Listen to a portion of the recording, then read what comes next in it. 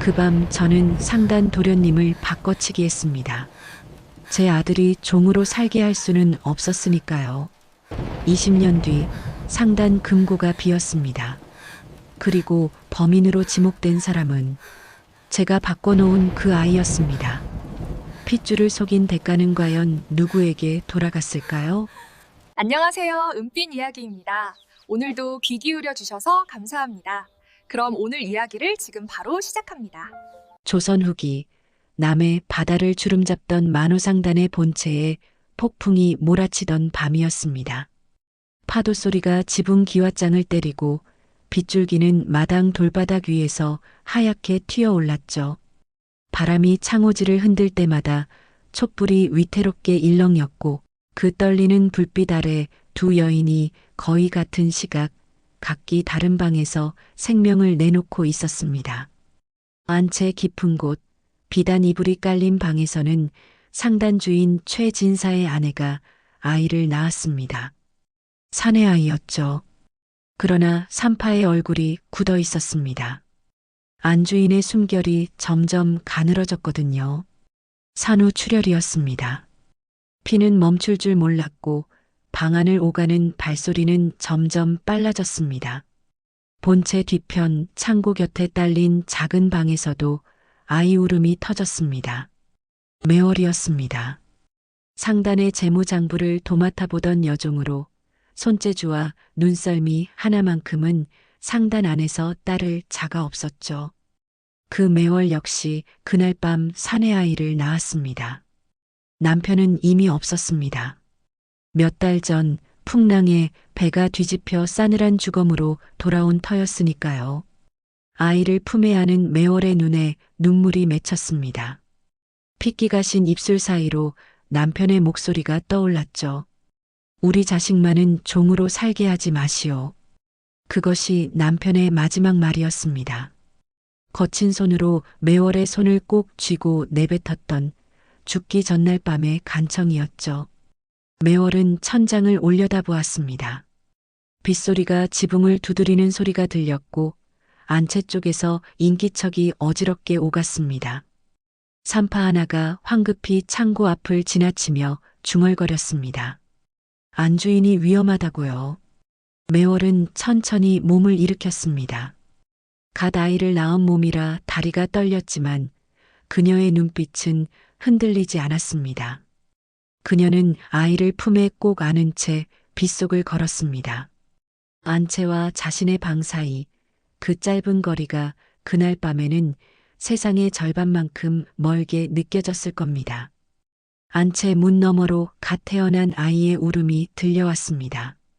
매월은 그 자리에 한참을 서 있었죠. 비단 요람이 보였습니다. 그 안에 누운 아이와 자신의 품 안에서 잠든 아이. 두 아이의 얼굴은 폭풍 속 촛불 아래에서 구별하기 어려울 만큼 닮아 있었습니다. 매월의 손이 움직였습니다. 조용히 그리고 단호하게. 폭풍은 밤새 그치지 않았습니다. 세월은 폭풍 우 치던 그 밤을 조용히 덮어버렸습니다. 만호상단의 본체에는 해마다 꽃이 피고 졌고 아이들은 그 계절들 사이에서 제각기 다른 모습으로 자라났습니다. 비단 요람에 누웠던 아이는 도겸이라는 이름을 받았습니다. 상단 주인 최진사의 아들로 안채의 햇볕 좋은 방에서 글을 배우고 산수를 익혔죠. 도겸은 또래 아이들과는 어딘가 달랐습니다. 훈장이 채 설명을 끝내기도 전에 답을 내놓았고 숫자 앞에서는 눈이 빛났습니다. 손가락 하나 까딱하지 않고도 머릿속에서 계산이 끝나 있었거든요. 10살이 되던 해봄이었습니다. 상단의 어른들이 마루에 모여 올해 제주 항로 수익을 두고 입씨름을 벌이고 있을 때였죠.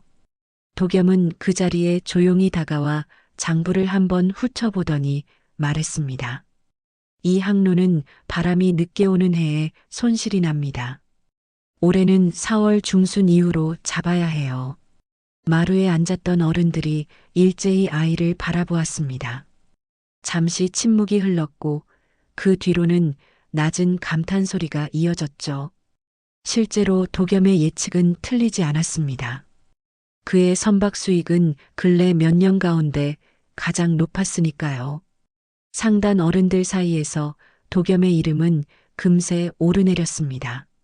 만호상단의 금고 열쇠를 물려받을 아이라고들 했죠. 그러나 정작 아버지 만호의 표정은 늘 묘했습니다. 아들의 재주를 흐뭇하게 바라보다가도 어느 순간 시선이 멈추는 것이었습니다. 자랑스러움과 어색함이 뒤섞인 그 눈빛을 도겸은 아직 잊지 못했습니다. 한편 창고 쪽 세상은 달랐습니다. 매월의 품에서 자란 아이는 강수라는 이름으로 불렸습니다.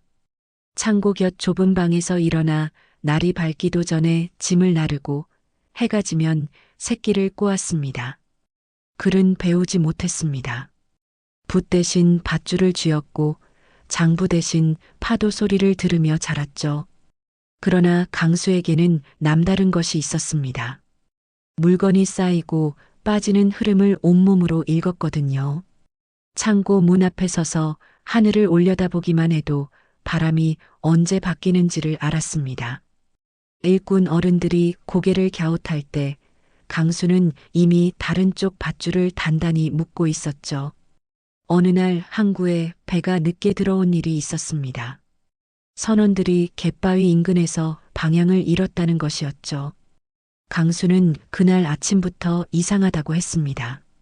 창고 어귀에서 빗자루를 들다 말고 중얼거렸거든요.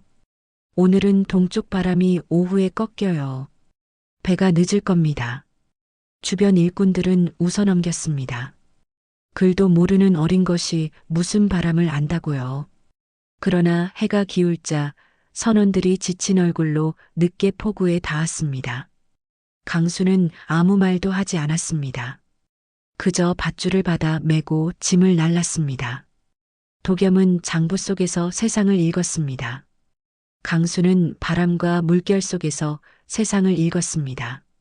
두 아이는 같은 날 밤 태어났지만 전혀 다른 세계 안에서 자라고 있었습니다. 그리고 그 두 세계 사이 어딘가에 매월은 여전히 살고 있었습니다. 아무것도 드러내지 않은 채 조용히 숨을 고르며 그의 가을 만호상단의 포구에는 유난히 짐이 많이 쌓여 있었습니다. 제주에서 올라온 말총 묶음과 해남에서 건너온 무명 꾸러미들이 창고 밖까지 넘쳐났죠. 상단 어른들은 서둘러 배를 띄우고 싶어 했습니다. 날씨가 며칠째 맑았고 바람도 순했거든요. 장부상으로도 출항을 미룰 이유가 없었습니다. 도겸은 그날 아침 일찍 마루에 앉아 출항 일정을 정리하고 있었습니다. 숫자는 깔끔했습니다. 조류 방향, 선박 적재량, 도착 항구의 시세까지 빠짐없이 계산되어 있었죠. 도겸이 붓을 내려놓으며 말했습니다. 내일 새벽 출항이 맞습니다. 조류가 딱 맞아요. 어른들이 고개를 끄덕였습니다. 반박할 숫자가 없었거든요. 그런데 그때 창고 쪽에서 강수가 걸어왔습니다. 손에는 밧줄 끄트머리가 들려 있었고 발등에는 흙이 묻어 있었죠. 강수는 포구 쪽을 한번 바라보더니 조용히 입을 열었습니다. 출항하시면 안 됩니다. 마루 위 어른들의 시선이 일제히 강수에게 쏠렸습니다. 누군가 피식 웃었죠. 강수는 물러서지 않았습니다. 아침부터 갯내가 달랐다고 했습니다. 파도가 낮은데 물 색깔이 탁하게 가라앉아 있었고 선착장 밑에 묶인 배의 배전이 평소와 다르게 삐걱거렸다고요. 배 밑창 목재결이 습기를 먹은 것처럼 부풀어 있다는 말도 덧붙였습니다. 도겸이 장부에서 눈을 들었습니다. 두 사람의 시선이 잠깐 마주쳤죠. 장부에는 아무 이상이 없어요. 도겸의 말은 차분했습니다. 틀린 말도 아니었습니다. 그러나 강수는 고개를 저었습니다. 장부가 바람을 막아주지는 않습니다. 그 한마디에 마루 위가 조용해졌습니다. 어른들의 표정이 굳었고 만호는 처음으로 강수를 똑바로 바라보았습니다. 창고 일꾼의 아이로만 알았던 얼굴이었습니다. 그러나 그 눈빛은 달랐습니다. 겁이 없는 것이 아니라 확신이 있는 눈이었거든요. 출항은 강행되었습니다.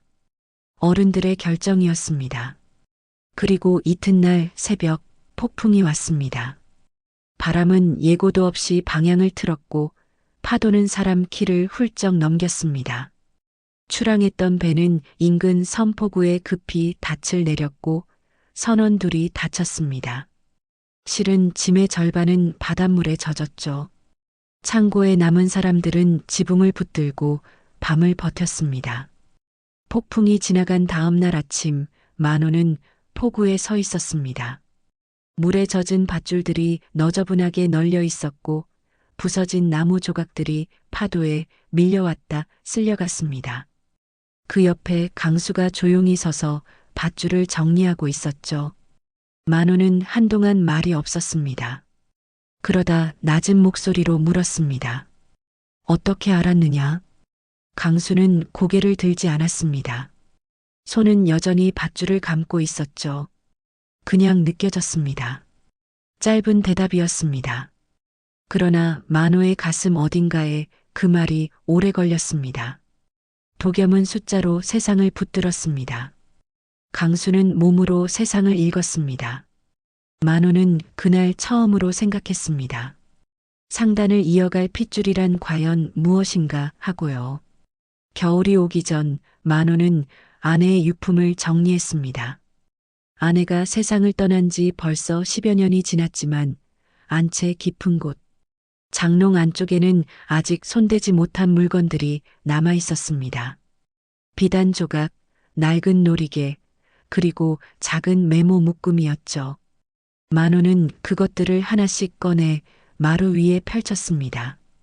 바깥에는 낙엽이 지고 있었고 방 안에는 향내 대신 오래된 종이 냄새가 번졌습니다. 메모들은 대부분 살림 기록이었습니다. 포목 수량, 제사 날짜, 약재 목록 같은 것들이었죠. 만호는 별 감흥 없이 넘기다가 손을 멈췄습니다. 낡은 종이 한 장이 다른 것들 사이에 끼어 있었거든요. 글씨는 가늘고 조심스러웠습니다. 아내가 아이를 낳고 며칠 뒤 남긴 것이 분명했습니다. 종이에는 짧은 메모 하나가 적혀 있었습니다. 오른쪽 어깨 뒤 붉은 점. 그게 전부였습니다. 그러나 만호의 손끝이 미세하게 떨렸습니다. 갓난아이의 신체 특징을 적어둔 것이었습니다.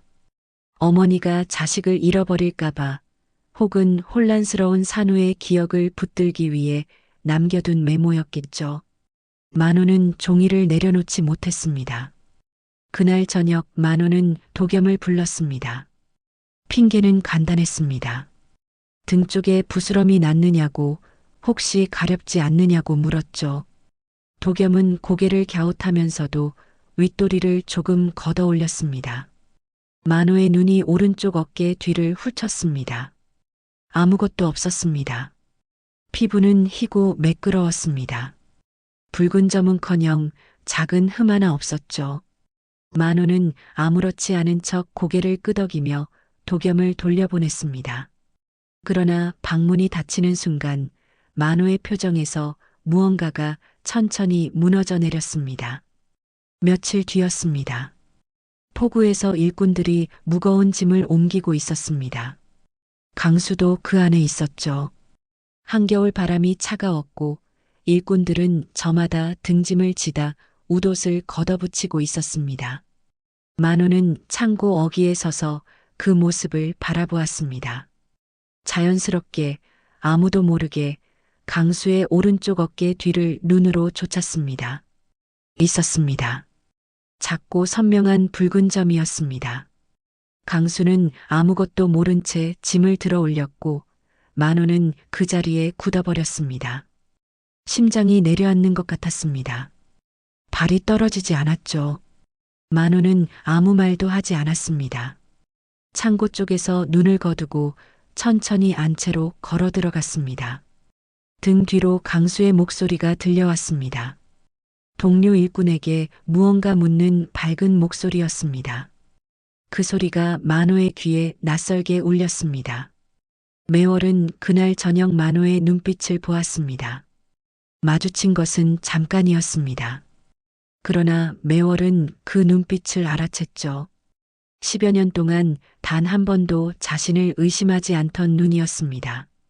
그 눈에 처음으로 무언가가 깃들어 있었습니다. 매월은 아무 표정도 짓지 않았습니다. 조용히 고개를 숙이고 걸음을 옮겼습니다. 그러나 방으로 돌아와 문을 닫는 순간 두 손이 무릎 위에서 천천히 떨리기 시작했습니다. 봄이 막 시작되던 무렵이었습니다. 만호상단에 금고 자물쇠가 열려 있는 것을 발견한 건 아침 일찍 출근한 마름이었습니다. 자물쇠는 부서진 것이 아니었습니다. 열쇠로 반듯하게 열려 있었죠. 그러나 안을 들여다본 마름의 얼굴이 순식간에 굳어버렸습니다. 묵직한 은계 새 덩이가 사라져 있었거든요. 소식은 빠르게 퍼졌습니다. 상단 어른들이 모여들었고 만호의 표정은 돌처럼 굳었습니다. 금고 열쇠는 2개였습니다. 하나는 만호가 직접 쥐고 있었고 나머지 하나는 장부를 관리하는 도겸의 손에 있었습니다. 도겸은 그 사실을 모두가 알고 있었습니다. 상단 안에서 금고 안을 드나들 수 있는 사람은 사실상 도겸뿐이었죠. 그러나 아무도 도겸의 이름을 입에 올리지 않았습니다. 도련님이었으니까요. 대신 눈길은 다른 쪽으로 흘렀습니다. 마름이 창고를 뒤지기 시작했습니다. 짐 사이를 헤치고 가만히 밑을 들추었죠. 그러다 강수의 잠자리 옆 낡은 괴짝 안에서 삼배 보자기 하나가 나왔습니다. 보자기 안에는 은계 하나가 들어 있었습니다. 강수는 그 자리에서 두 손이 묶였습니다. 억울하다고 했습니다. 처음 보는 물건이라고 자신은 금고 근처에도 가지 않았다고 했습니다. 목소리는 떨렸지만 눈빛은 흔들리지 않았죠. 그러나 상단 어른들의 표정은 이미 굳어 있었습니다. 증거는 분명했고 강수는 일꾼의 자식이었습니다. 매월은 그 광경을 멀리서 바라보았습니다. 두 발이 땅에 박힌 것처럼 움직이지 않았습니다. 가슴 안쪽에서 무언가가 끓어올랐지만 입술은 굳게 다물려 있었죠. 매월의 눈은 도겸을 향했습니다. 도겸은 마루 끝에 서서 팔짱을 낀 채 그 모습을 지켜보고 있었습니다. 표정은 차분했습니다. 지나치게 차분했죠. 매월은 그 얼굴에서 무언가를 읽었습니다. 그리고 눈을 감았습니다. 입을 열면 모든 것이 무너질 터였습니다. 강수를 살리는 말은 곧 도겸을 죽이는 말이었고 도겸을 살리는 침묵은 강수를 벼랑으로 미는 일이었습니다. 매월은 그 사이에서 숨을 죽였습니다. 강수는 그날 창고 한켠에 홀로 갇혔습니다. 봄볕은 여전히 따뜻했고 포구에서는 갈매기 소리가 들려왔습니다.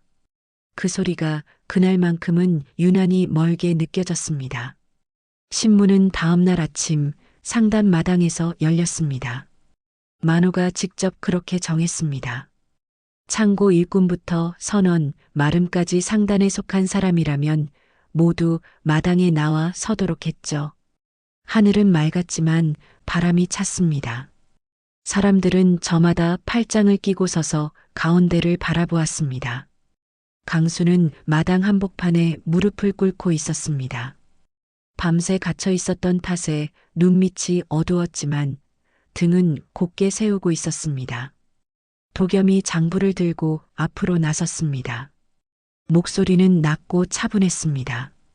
이달 초 금고 열쇠는 저와 아버지만 가지고 있었습니다. 그런데 강수의 짐 속에서 은계가 나왔죠. 설명이 필요합니다. 마당이 조용해졌습니다. 사람들의 눈길이 강수에게 쏠렸습니다. 강수는 고개를 들었습니다. 천천히 입을 열었죠. 저는 이달 초 사흘 동안 외포 창고에 있었습니다. 거기 있던 사람들이 다 압니다. 도겸의 눈썹이 미세하게 움직였습니다. 강수는 멈추지 않았습니다. 목소리는 떨렸지만 말은 또렷했죠. 지난 석 달간 상단 선박 두 척의 거래 흐름이 이상했다고 했습니다. 제주 항로 수익이 장부에는 줄었는데 포구에서 짐을 내린 양은 전혀 줄지 않았다고요. 창고에서 짐을 나르던 자신이 눈으로 직접 세었다고 했습니다. 그 차액이 은계 세 덩이의 값과 맞아떨어진다는 말도 덧붙였죠. 마당 안 공기가 달라졌습니다. 마름이 고개를 들었습니다. 선원 하나가 옆 사람과 눈을 마주쳤습니다. 작은 술렁임이 사람들 사이를 천천히 훑고 지나갔습니다. 만호의 시선이 도겸에게 향했습니다. 도겸은 장부를 고쳐쥐었습니다. 손끝이 장부 모서리를 꽉 눌렀죠. 만호가 조용히 말했습니다. 장부를 다시 펼쳐라. 도겸의 얼굴에 처음으로 균열이 생겼습니다. 차분하던 눈빛이 흔들렸고 턱 근육이 미세하게 굳었습니다. 그러나 도겸은 장부를 펼쳤습니다. 만호가 직접 손가락으로 항목을 짚었습니다. 그리고 마름을 불러 실제 입출고 기록과 대조하게 했죠. 숫자가 맞지 않았습니다. 마당 안이 일순간 쥐 죽은 듯 고요해졌습니다. 사람들은 서로 얼굴을 보았습니다. 아무도 말을 꺼내지 않았지만 눈빛들이 천천히 도겸 쪽으로 모였습니다. 강수는 여전히 무릎을 꿇은 채였습니다. 그러나 그 등이 아침 햇살 아래에서 아까보다 조금 더 고다 보였습니다. 신문이 끝난 뒤에도 만호는 자리를 뜨지 않았습니다. 사람들이 하나둘 마당을 빠져나갔고 바람이 빈 마당을 쓸었습니다. 만호는 마루 끝에 앉아 오랫동안 장부를 내려다보았습니다. 숫자들은 여전히 그 자리에 있었습니다. 그러나 그 숫자들이 이제는 다르게 보였습니다. 만호는 도겸을 불렀습니다. 도겸이 들어섰을 때 만호는 아무 말도 하지 않았습니다. 그저 조용히 윗도리를 걷어 올리라고 했죠. 도겸의 눈빛이 흔들렸습니다. 잠깐이었지만 분명했습니다. 도겸은 천천히 옷깃을 젖혔습니다. 만호의 눈이 오른쪽 어깨 뒤를 향했습니다. 없었습니다. 만호는 눈을 감았습니다.